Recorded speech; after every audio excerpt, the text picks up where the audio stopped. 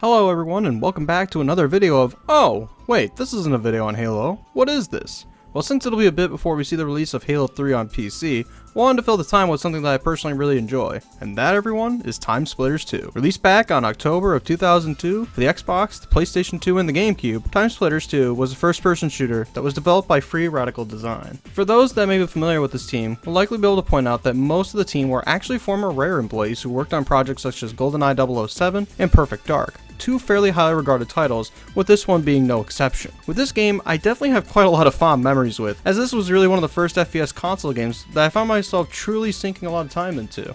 This title easily was my go-to game whenever I had friends over or was simply wanting to do something with my time that wasn't watching something like Cartoon Network. This game, and the last title in the franchise TimeSplitters Future Perfect, have always been my go-to games whenever I had time in my day to play something, even if it wasn't for a very long time, and hopefully with this video I can show you guys why I've always held this game and the series as a whole in such high regard, as well as being able to critique it in some capacity. I would state something along the lines of, this video contains spoilers and la-di-da-di-da-di-da, but here's the thing.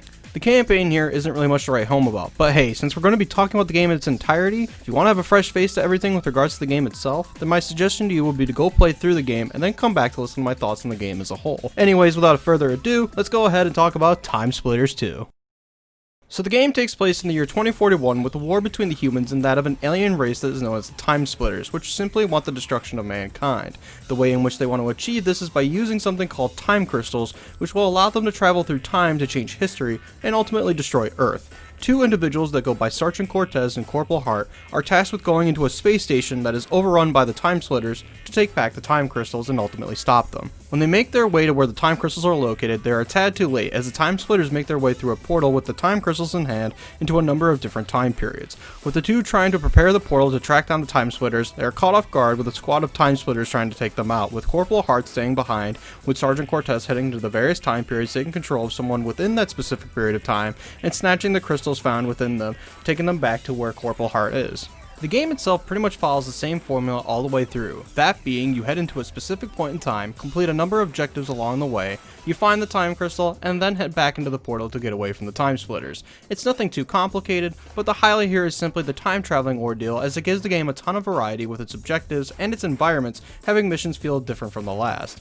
You'll find yourself traveling to places like 1932 Chicago, 1895 Notre Dame, 2019 Neo-Tokyo, which if I'll be honest, I don't really think Tokyo is looking like this these days, but hey, it's just something to joke about, nothing serious here, and 1920 Aztec ruins. Now the levels themselves have their own kind of story to tell, with some text providing you the ins and outs of the level you're on, and also having an introductory cutscene to go along with it. Some of these cutscenes are still pretty solid, with one of my favorites being the cutscene that plays for the level Neo-Tokyo, as I think that cutscene was just animated really well. So yeah, after you head out and retrieve all of the time crystals, you finally meet back up with Corporal Hart, but talk is cut short as the TimeSplitters break right into the bridge, with one of the TimeSplitters taking out Corporal Hart in the process. The final mission plays out with Cortez needing to set the station to self-destruct and killing any and all TimeSplitters along the way. He makes aboard one of the aircrafts and pieces the fuck out, ending TimeSplitters 2. Again, nothing really to write home about here with the story, and it can be seen as a flaw with TimeSplitters 2 for sure, but even then, I don't think that the game's intent was to tell an engaging narrative. It also probably doesn't help that the playtime for the campaign can range about 2 to 3 hours. However, if you were to ask me, I would rather take 2 to 3 hours of fun rather than 9 to 10 hours of drawn out gameplay if you were to ask me personally. Though with that being said, TimeSplitters 2 is certainly a short title with regards to its campaign, but that isn't where it ends with the game, as it provides a host of other modes to play through as well, and even then, that's with only the normal difficulty. The hard difficulty might bump you up an hour or so, but we'll talk about that relatively soon. With that being said, let's talk a little bit about the missions themselves, with levels that I enjoyed, and levels where I didn't find myself enjoying all that much. The ones I really didn't find myself enjoying were the levels such as Neo-Tokyo, as that level involves you doing a stealth section where if you done goof during it, it's basically an automatic restart, which blows. And on that, you also have the level called Robot Factory, which for me was the absolute worst level in terms of difficulty, as you are pitted against a lot of enemies with not a lot of health pickups or armor pickups. And on top of that, you're dealing with some seriously strong enemies that have damaging weapons like a homing launcher, or robots that can fire pretty damaging lasers. Not one of the most fun levels, if I'm honest. Again, all is not bad though, as the first level titled Siberia is a great first level with some bits of stealth and a nice chunk of action. It's a really solid level, and it also resembles a little bit of the first level in GoldenEye 007. How interesting. My personal favorite level is definitely Chicago, as I am just in love with the music, the setting, everything honestly. The atmosphere is truly something I love to come back to a lot, and it's easily one of the most memorable levels to me personally. Something that has been done before, but is still present here with these types of games, is that depending on the difficulty that is chosen, it will actually change up the number of objectives that need to be completed, and on higher difficulties you actually end up exploring different parts of the levels that you wouldn't explore on easier difficulties. Honestly, this is difficulty done right, as with the easier setting, you don't want to overwhelm the players with a large number of obstacles and objectives, and after the player has invested more time into the game and feels more comfortable, they then can be presented with new challenges and new tasks to complete, as well as exploring new areas within the levels themselves when they bump the difficulty up. The campaign itself hosts a number of memorable moments as well, like the end of the level Siberia, where you end up taking a hold of a turret to take down a chopper gunner, or when you encounter this beast in Notre Dame, and you get this large-scale battle with it. There are a ton more events like this in the campaign, and it's another reason for me to keep on coming back, as well as the fact that the levels themselves are pretty well designed, for the most part. Though with that being said, hard mode is definitely no pushover. The damage in which you take is dangerously high, and the amount of enemies that you encounter is bumped up much more than normal. And like I said earlier with the level Robot Factory, that level becomes insanely tricky when played on hard mode with what's thrown at you with regards to the amount of enemies. It's just brutal all around, but the other levels definitely become way harder to tackle as well. Alright, with everything more or less talked about with the campaign, how about we move on to some of the other modes that TimeSplitters 2 has to offer. So first and foremost, let's talk about the arcade mode, which consists of two modes, that being Arcade Custom and Arcade League. Arcade Custom is basically where you would go to set up multiplayer matches and things alike, which we'll talk about in a little bit, but I want to focus on the Arcade League. The Arcade League is set up with three different tiers, that being Amateur League, Honorary League, and Elite League. Now for the most part, these challenges aren't all that bad. Some require you to basically partake in Deathmatch or to simply partake in one of the various game modes like Assault or Capture the Bag. But the thing is that there are some challenges that seem straight up unfair or just not fun to play through in all honesty. It's not that prevalent with the Amateur League or the Honorary League, but when you get into the Elite League, be prepared for some straight up rage. Hell, even some of the Honorary League tasks can be questionably brutal as well. The mission Superfly Lady was one of the ones that kind of drove me up a wall, because you go through an onslaught of turrets as well as dealing with so much in your way that you can't really bypass any of it. And the thing with the Arcade League is that you're ranked at the end of any task that you do within it based on the time it takes or how many points you earn, etc. The trophies go from bronze, silver, gold, and then the ultimate platinum trophies, and these babies are definitely hard to obtain. At first, when you're going through the first league, you're thinking, it's not that bad, and hell, you may even pick up a few platinum trophies on a whim. But the moment things start heating up with the later leagues is when things get rough real fast. Especially the assault level in the Elite League titled Nice Threads is absolutely insane. There's just so many turrets, and then you're dealing with enemy types that have large pools of health, and it's just like, why? On top of that, some of the objective-based modes just become straight up unfair, like the team setups being you and one other bot against a large squad of enemies unfair. And it's so dumb, it really just ends up you doing most of the work and hoping that the friendly bot is diverting some of the enemy aggro away from you. Though hey, there are some relatively fun challenges, like some where you would run around with a rocket launcher. Those are always pretty fun to do. The ones where you're playing Virus always tense me the hell up, not gonna lie. Especially if it's on like the level just called Hospital, where the atmosphere is much creepier and the music that plays on it is literally nightmare fuel and you can't argue with me otherwise. Definitely gave me nightmares to say at the very least. And hey, some of the team deathmatches you're pit up against in the lower tiers, and hell, even in the Elite League, aren't even that bad. It's actually like an even fight for the most part. And I mean, hey, there are definitely ways to cheese some of these tasks, as well as making getting platinum for some of them a complete joke. But again, the difficulty with these are all over the place. Now, depending on how well you do, you can unlock characters, maps, and even game modes, so it's in your best interest to tackle these, as it unlocks more things you can tweak with when it comes to playing the multiplayer. Overall, not too bad, but there are definitely instances where things can get a bit rough. With all that said, let's go ahead and talk about the challenge mode. The challenges can be a mix of both fun and frustration. You've got the glass smashing challenges, which are okay, not one of my favorites, but hey, there are probably folks out there that enjoy these, and honestly, the worst one would be when you're using bricks. That for me is the worst to deal with. The zombie holdout challenges are kinda alright. The first one isn't too bad. You got a small area with a double barrel shotgun, and you can simply just hold out while just headshotting basically all of them, making it not all that complicated. However, the next two are just annoying. The second one, you're dealing with zombies on fire, and they can tag you with flames, making you have to switch over to your fire extinguisher to put yourself out whenever this happens. And trust me, the player area for this challenge isn't that wide, and it's fairly narrow, so you kinda need to lead them in a way where you can fire at them from a safe distance. The last one where you use your fists is kinda not that much fun, if I'm gonna be honest, but hey, it's gotta be a challenge, I suppose, so I guess this is the one way that they can make it in a more interesting way. The stealth levels are just not fun. It's simply trial and error, and until you know where everything is and how to approach it, you're going to be going through a number of research just to get gold for these. Honestly, just a huge time waster, and I really didn't have much enjoyment with these ones. The banana collecting one is fine until you play through the challenge where you're on fire and are frantically trying to collect as many as you can until you die. Again, much like with the stealth missions, it's a lot of trial and error until you meet the criteria to make sure you achieve a trophy rating worthy of anything that isn't bronze. That's just some of the challenges that you can play through, and hey, they even pay homage to their first TimeSplitters game with missions where you have to find and grab an object and then haul ass back to where you first started within the level. Not too bad, but obviously with those levels they really encourage you to learn the layout as they don't take too long to go through. But yeah, with regards to challenges, much like with the arcade league, there are things to unlock here, and depending on how well you do, you will be graded, which will dictate the unlocks that you get. So just do the best that you can so that way you can get the rewards from them. Overall, there is a fair amount of frustration to be had with some of these, but it isn't too awful. After covering all of this, why don't we go ahead and move on to the multiplayer side of things and talk a little bit about it.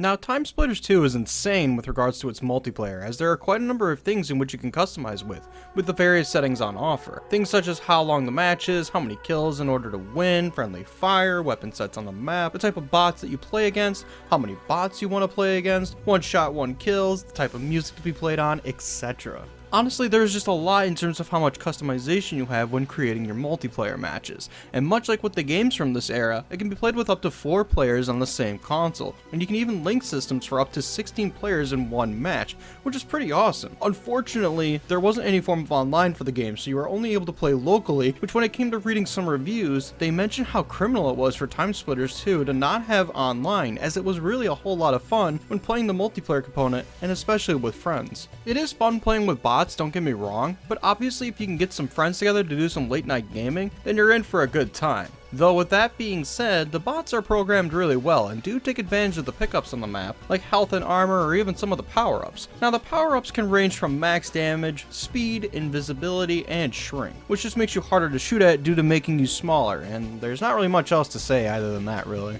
The weapons themselves are, for the most part, pretty standard. You've got a number of handguns like the Luger pistols or the silence pistols, automatics such as the Tommy gun or the Soviet S47, sniper rifles such as, well, the aptly named sniper rifle or the vintage rifle, launchers such as the homing launcher, which is strong AF, and the grenade launcher. You can also even dual wield some weapons, leading to some seriously powerful combinations like the SBP-90 machine guns, which are hella strong when dual wielded, to dual wielding shotguns, which are pretty sick, not gonna lie. There are even some pretty out there weapons, such as the Electro Tool, which fires out a stream of electricity, which can be helpful when playing through the campaign, as it stuns most of the enemies that you encounter when you acquire it. You also have the Crossbow and the Flamethrower, which are pretty neat weapons to use, but with regards to the Flamethrower, make sure the individual on fire doesn't tag you as well, as you'll be on fire, and that will be kinda hella awkward if that ends up happening to you as well. Then you've got some of the more sci-fi based weapons, such as the Plasma Auto Rifle, which not only fires as an automatic, but can also be used to fire out grenades, much like the Soviet S47, and the laser gun, which not only can be charged up to fire a more powerful shot, but can also produce a shield to block incoming projectiles, which is pretty sick.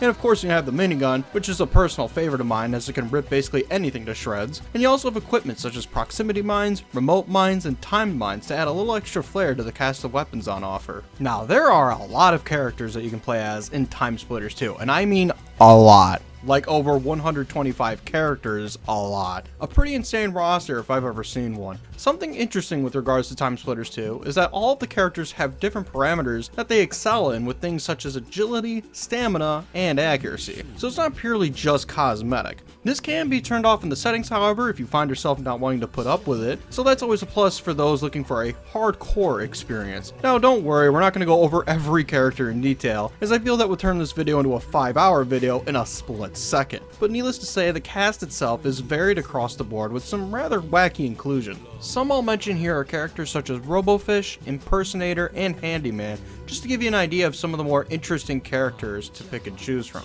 I mean, hey, let's put it like this. The game does not take itself seriously, and by and large, it just wants you to have fun more than anything else. Moving on from that, we also have some of the different game modes that you can pick and choose from. You've got the standards here, like Deathmatch, Capture the Bag, which is simply just capture the flag, and Zones. Then you've got some unique game modes like Virus, where one person is essentially infected, and it's their job to make sure everyone else becomes infected as well. And this is easily one of the tensest game modes I've ever played, as well as being one of my personal favorites too, until you have to play this in the arcade league. Then it can be a little annoying at times because you just aren't sure of where the other players are, and it's easy to get jump spooked when they do pop in your face. Thief is basically where you kill other players and take their money, I guess, and score points. Think of this mode similar to that of Kill Confirmed if you aren't too sure what it's all about. Vampire is another interesting mode, as you have a bar in this mode that is constantly draining, and in order to restore it, you need to get kills quickly or you'll end up dead if you don't make a kill. Pretty fun as well, not gonna lie. Gladiator is when one person is considered a gladiator and the kills they earn actually matter. Think of this mode as basically one person versus the world, and you're pretty much up to speed. The individual who kills the gladiator then becomes the gladiator, so make sure you have a plan of sorts when you make the kill on him/her. The last one I want to mention is called Monkey Assistant, where it's basically deathmatch but with a twist, so to speak. Monkeys end up appearing every 30 seconds, and they are there to basically help aid the person in last place. If you were to ask me, this is kind of the more annoying game mode, as killing the monkeys doesn't net you anything, and they just serve as a nuisance to you getting kills. Then you have Assault, where you have two teams going against each other, but one of the teams has to defend their base from the other team, in which they need to complete a series of tasks in order to win the game. This one is kind of alright, but what makes it feel not all that interesting is that there are only 3 maps to play on with this game mode,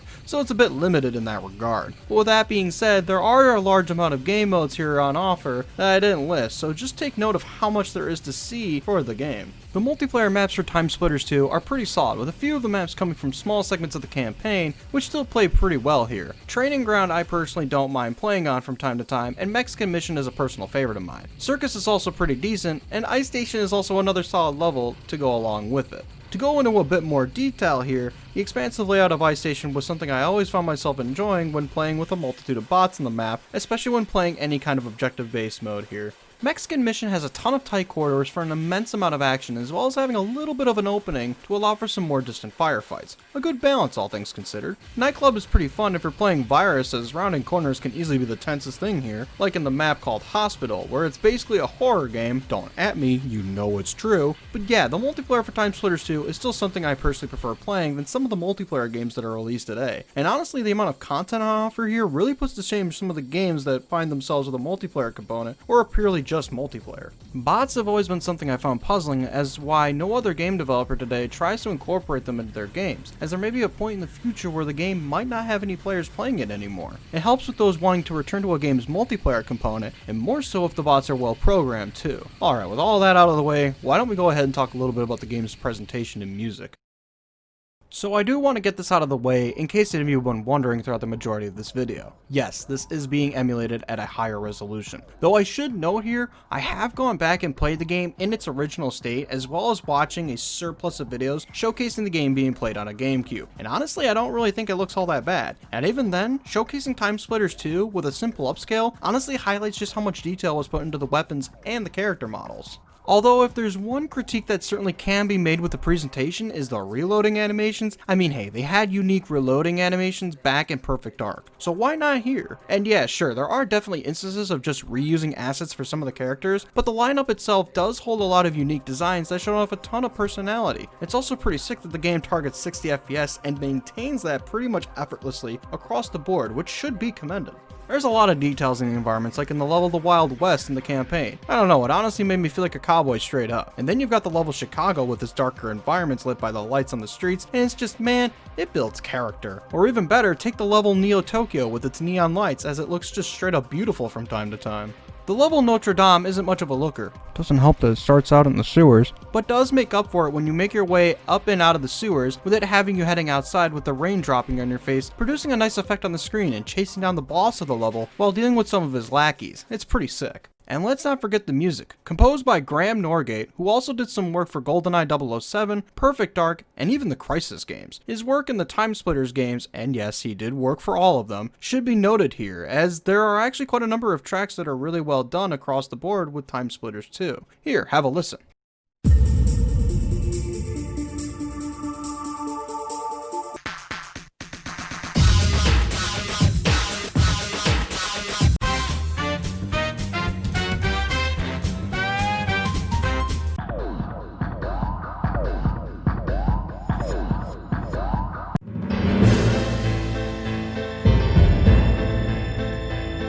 Those are some of the tracks from the game that really stuck out to me, but do note the OST in general is pretty great stuff, with the tracks fitting perfectly within their respective settings quite well. They're also just awesome to listen to in the background when doing just about anything, so hey, next time you're on a car ride, whip out some tunes from TimeSplitters too. Why not, right? Alright, with all that said, let's move on to the game's Mapmaker and talk a little bit about it. The Mapmaker is certainly an aspect of the game that I really do think is a cool and unique idea, giving the tools and means to create your own maps, whether they be for the act of playing death matches or to simply try and create your own unique story levels, is a really awesome way for people to show off their creativity. Though with what's on offer is certainly pretty slick, you've got a few weapons and pickups that you can add to the map. You can have up to multiple floors allowing for some interesting layouts, and you can even change the various lighting conditions to give areas a bit more of a moody vibe to them by changing how the light fixtures operate, so that way making callouts is much easier when playing deathmatch and such. You can even change the tile set allowing for more visually different scenery with your own creations. Though do note you cannot have certain parts of the map be visually different, as any and all changes to the tile set will affect the entire map. I'll admit I have very little with regards to knowledge on how to truly get the most out of my own creations, but it's something I personally like to go into and just kind of dick around with the various tools at your disposal and see where my imagination takes me. Honestly, there are just a number of things to tweak and tinker with, and some of the creations people have made over the years and have also put up on YouTube really does showcase an insane level of creativity that I would really encourage you to check out just to see what is truly possible given what the Mapmaker provides. And that, everyone, is TimeSplitters 2, one of the most renowned first-person shooters to be released on the 6th generation of consoles. For me, TimeSplitters 2 was the first game I played in the series, and I have held it in such high regard for a long time, hell, even to this day. There is a lot to love here, and even now, it's still a lot of fun to play even today if you've got some friends who would be interested in trying it out. While there are some things about TimeSplitters 2 that can be rather annoying at times, that being some of the arcade league matches or some of the challenges in challenge mode, the game oozes a lot of charm and personality for me to not really give all much thought with regards to some of the negatives the game has. It also helps that the game, in my opinion anyways, has held up very well over the years and really just highlights a point in time where you can really branch out with new ideas and make them into a reality. There are developers out there that stick with the tried and true formula with what works, and while that's not a bad thing at all, I mean, hey, what works, you know? But it's that lack of innovation that really makes some of the new games released today feel stagnant by comparison to how games were made back then. I know, I'm kind of rambling at this point, but I wonder if anyone else feels the same way I do about just where the industry is today, at the very least in the AAA industry. And maybe some of you want to share your thoughts on the matter in the comment section below if you're interested in doing so. Alright everyone, that's going to be it for me. If you enjoyed the video, then leave a like, and hey, maybe subscribe if you'd like to stay up to date with my future uploads. Generally, I've been trying to make sure I upload as often as possible, but these videos definitely do take a fair amount of time, and the YouTube system certainly is something of a beast, that's for sure. But yeah, not too sure when my next video will be up, but hope to see you all in the next one.